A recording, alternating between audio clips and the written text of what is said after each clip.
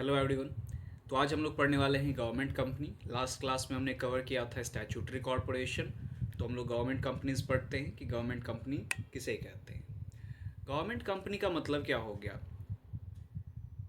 Government company is a company in which not less than 51% of the paid up share capital is held by central government और state government और jointly by both। यानी कि यहाँ पे क्या बोला गया कि जो कोई भी कंपनी में अगर गवर्नमेंट का जो शेयर होल्डिंग है वो शेयर होल्डिंग 51% या उससे ज़्यादा है। ठीक है, कंपनी में शेयर गवर्नमेंट का कितना है 51% या उससे ज़्यादा अगर है paid up share capital, share holding उनका अगर ज़्यादा है, चाहे सेंट्रल गवर्नमेंट का चाहे स्टेट गवर्नमेंट का चाहे दोनों का, बोथ। ठीक है, तो अब यहाँ पे ये कंपनी क्या कहलाएगा? गवर्नमेंट कंपनी कहलाएगा। ठीक है, जैसे कोई भी कंपनी है, प्राइवेट कंपनी ही क्यों ना हो, जैसे एग्जांपल के तौर पे हम लोग ले लेते हैं हिंदुस्तान पेट्रोलियम। तो हिंदुस्तान पेट्रोलियम, अब हिंदुस्तान पेट्रोलियम में गवर्नमेंट का जो स्टेक वो 51% या उससे ज़्यादा है, तो क्या हो जाएगा? हिंदुस्तान पेट्रोलियम गवर्नमेंट कंपनी कहलाएगी। भले ही ये फाउंड हुआ हो कोई प्राइवेट इन्वेस्टर्स के द्वारा, प्राइवेट इंडिविजुअल के द्वारा, लेकिन गवर्नमेंट जब भी अपना स्टेक बढ़ा देती है, गवर्नमेंट 51% या उससे ज़्यादा अगर रखती है अपने शेयर्स को, तो वो कंपनी गवर्नमेंट कंपनी कहलाता है। In this way government becomes major share holder. इस तरीके से गवर्नमेंट मेजर शेयर होल्डर बन जाती है उस कंपनी का, and make use of all rights of the share holder. और क्योंकि मेजर शेयर होल्डर है ये, तो इनका राइट्स ज़्यादा हो जाता है। ठीक है, एग्जाम्पल क्या है? जैसे nuclear power corporation of India, Hindustan steel limited, coal India limited, Bharat heavy electronics limited, ये सभी आ गया गवर्नमेंट कंपनी। ठीक है, नेक्स्ट देखते हैं इसके कुछ फीचर्स। हम लोग देख लेते हैं कि फीचर्स क्या क्या है। सबसे पहला फॉर्मेशन। तो इसका भी फॉर्मेशन कंपनीज एक्ट 2013 के अकॉर्डिंगली ही होगा, या कोई प्रीवियस कंपनीज एक्ट होगा उसके अंडर इसका फॉर्मेशन होता है। Separate legal entity. तो सेपरेट लीगल एंटिटी, जो जो कंपनीज में फीचर्स आते हैं वो इस गवर्नमेंट कंपनी में भी फीचर्स आएंगे।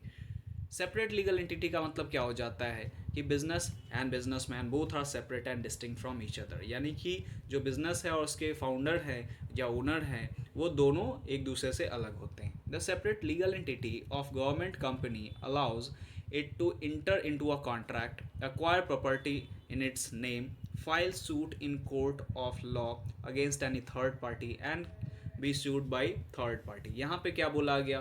तो सेपरेट लीगल एंटिटी है तो ये अपने नाम से लैंड परचेस कर सकते हैं या कोई भी एसेट्स या प्रॉपर्टी परचेस कर सकते हैं, किसी पे केस फाइल कर सकते हैं, कोई इन पे केस फाइल कर सकता है। इन शॉर्ट जितने भी फीचर्स थे कंपनी के, वो सभी फीचर्स इसमें आ जाएंगे। ठीक है, नेक्स्ट है अपॉइंटमेंट ऑफ एम्प्लॉयज़। एम्प्लॉयज़ का अपॉइंटमेंट किस तरीके से होगा यहाँ पे? The employees of the company are appointed according to the rules and regulation as content in memorandum and articles of association. तो कंपनी का दो जो डॉक्यूमेंट है वो बहुत इंपॉर्टेंट डॉक्यूमेंट होता है, जिसके बिना कंपनी फॉर्म नहीं कर सकती है, जो है memorandum of association and articles of association. ठीक है, memorandum of association and articles of association. तो इसमें जो भी मेंशन किया गया है कि एम्प्लॉयज़ का अपॉइंटमेंट किस तरीके से होगा, उसी प्रोसीजर को हमें फॉलो करना पड़ेगा, कंपनी को फॉलो करना पड़ेगा, इनिशियल में जो मेमोरेंडम या आर्टिकल्स ऑफ एसोसिएशन में मेंशन्ड है। नेक्स्ट है अकाउंटिंग एंड ऑडिट। तो अकाउंटिंग एंड ऑडिट इसका किस तरह से होता है? तो government companies are exempted from the accounting and audit rules and procedure as the annual accounts are prepared by the auditor appointed by the central government। तो ये क्या है कि क्योंकि जो सेंट्रल गवर्नमेंट के द्वारा ऑडिटर जो अपॉइंट होते हैं, वही क्या करते हैं, इनके अकाउंटिंग एंड ऑडिट करते हैं। ठीक है, तो इन पे अलग से कोई अकाउंट और ऑडिट का रूल नहीं लगता है। ठीक है, अलग से कोई अकाउंटिंग और ऑडिट इन्हें नहीं करवाना पड़ता है, क्योंकि इसके जो अकाउंटेंट या ऑडिटर है वो पहले ही से इनिशियली ही सेंट्रल गवर्नमेंट से अपॉइंटेड होते हैं। ठीक है, तो कोई एक्स्ट्रा बर्डन या एक्स्ट्रा वर्क इसमें अब नहीं है अकाउंटिंग और ऑडिट का। फाइनेंसिंग इसका किस तरह से होगा? तो the government raises it's fund from government share holding, private share holders and capital market. तो यहाँ पे गवर्नमेंट कंपनी किस तरह से फंड रेज करती है? गवर्नमेंट शेयर होल्डिंग से, यानी कि खुद का स्टेक लगा दी, फिर प्राइवेट शेयर होल्डर्स भी कुछ इन्वेस्ट करते हैं, और कैपिटल मार्केट, या आप यहाँ पे देख सकते हो कि शेयर मार्केट से के थ्रू भी क्या कर सकते हैं, ये फाइनेंसिंग कर सकते हैं, पैसे रेज कर सकते हैं। The share of government company are purchased in the name of president of India. तो इस ये जो फाइनेंसिंग होगा या शेयर्स होगा, तो शेयर्स गवर्नमेंट यहाँ पे प्रेसिडेंट ऑफ इंडिया के अंडर ही क्या किया जाता है, प्रेसिडेंट ऑफ इंडिया के नाम से ही क्या होगा, वो परचेज किया जाता है। जैसे जो भी शेयर्स इसमें लगाए जाएंगे गवर्नमेंट के बिहाफ में, तो वो प्रेसिडेंट ऑफ इंडिया के नाम से ही होंगे। Next merits. तो मेरिट्स क्या क्या है इसमें, सबसे पहला इजी टू स्टैब्लिश, यहाँ पे स्टैब्लिश करना आसान है क्योंकि कंपनीज एक्ट के अंडर ही क्या हो जाता है, ये आ जाता है, कोई अलग से एक्ट पास नहीं करना पड़ता है इसके लिए। सेपरेट एंटिटी, तो यहाँ पे सेपरेट एंटिटी है, यानी कि सेपरेट एंटिटी का मतलब आप जानते हो कि business and businessman both are separate and distinct from each other. तो अब सेपरेट एंटिटी के अकॉर्डिंगली जो भी कंपनी को पर्क्स मिलते हैं, जो भी बेनिफिट्स उन्हें मिल रहे हैं, वो यहाँ गवर्नमेंट कंपनीज को भी मिलेंगे। It conduct business operations like any other private company. Maximum autonomy, maximum autonomy का मतलब यहाँ गवर्नमेंट का यहाँ पे इंटरफेरेंस ज़्यादा नहीं होगा। तो a government company functions according to the business prudence and enjoys autonomy independence in managing business operations।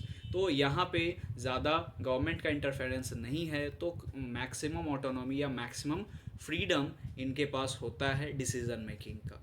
No political interference, freedom from political and administrative interference facilitates government companies to function greater flexibility and efficiency. तो इसमें political interference नहीं होता है, ठीक है। Next है professional management. तो professional management का मतलब क्या हो गया, the government companies have the flexibility of appointing professionals and expert to manage business activities. तो गवर्नमेंट कंपनी के पास अच्छा खासा फंड होता है, ठीक है, और फ्लेक्सिबिलिटी होता है कि ये आसानी से जो प्रोफेशनल्स हैं, जो एक्सपर्ट्स हैं, उन्हें हायर कर सकते हैं अपने बिजनेस के लिए। तो मैनेजमेंट प्रोफेशनल होगा, चाहे कोई भी डिपार्टमेंट हो, चाहे हम लोग देख लें प्रोडक्शन डिपार्टमेंट हो, मार्केटिंग डिपार्टमेंट हो, ह्यूमन रिसोर्स डिपार्टमेंट हो, फाइनेंस डिपार्टमेंट हो, तो हर एक डिपार्टमेंट के लिए प्रोफेशनल्स अपॉइंट किया जाता है। जो एक्सपर्ट होंगे इस फील्ड में उन्हें अपॉइंट किया जाता है ताकि आसानी से मैनेजमेंट हो सके। तो कुछ लिमिटेशंस भी हैं इसके। लिमिटेशंस में क्या क्या आ जाते हैं, provisions of companies act irrelevant. क्यों इररिलेवेंट हैं, तो the government being the major shareholder exercises control over the management. This restrict the company to enjoy special feature of a registered company। क्योंकि गवर्नमेंट मेजर शेयर होल्डर है, 51% या उससे ज़्यादा की share holding government के पास रहती है, तो जो कंपनीज एक्ट के प्रोविजंस है वो ज़्यादा यहाँ पे अब काम नहीं करती है। गवर्नमेंट का जो भी यहाँ पे आइडिया होगा या गवर्नमेंट का जो सोच होगा वो वहाँ पे अप्लाई होगा। तो कंपनीज एक्ट कहीं ना कहीं इररिलेवेंट हो जाता है, उसका कोई यूज़ नहीं होता है, वो रेस्ट्रिक्टेड हो जाता है। Next, no accountability. No accountability का मतलब, अकाउंटेबिलिटी का मतलब हो गया जवाबदेही, आंसरेबिलिटी, ठीक है। Due to autonomous status of government company it is not answerable to the parliament. ये पार्लियामेंट को आंसरेबल नहीं होते हैं क्योंकि गवर्नमेंट कंपनी है और ऑटोनोमस स्टेटस इसे दिया गया है। Thus it ignores constitutional responsibility. बहुत सारी जो रिस्पॉन्सिबिलिटीज़ है इसके वजह से वो इग्नोर भी करते हैं, ठीक है। तो ये एक बहुत बड़ा डीमेरिट है। Policies influenced by personal interest. Government being a major share holder controls the management and administration of the company. तो यहाँ पे गवर्नमेंट क्या है कि शेयर होल्डर, सबसे ज़्यादा शेयर होल्डिंग है गवर्नमेंट का, तो उसका जो मैनेजमेंट है, ठीक है, government being a major share holder control the management and administration. The ministers and government officials formulate policies in their personal interest. तो अब जो भी मिनिस्टर्स इसमें अपॉइंटेड होते हैं वो खुद का पॉलिसी अपने पर्सनल इंटरेस्ट के अकॉर्डिंगली फॉर्म करने लगते हैं। तो ये काफ़ी प्रॉब्लमेटिक हो जाता है और इसके वजह से इनएफिशिएंट हो जाता है और कई बार तो ये कंपनीज जो है लॉस मेकिंग भी हो जाती है। तो ये लिमिटेशंस अगर प्रिवेल करते हैं तो गवर्नमेंट कंपनी लॉस मेकिंग हो सकती है और फिर बंद भी हो सकती है, ठीक है। Okay, thanks for watching, thank you everyone.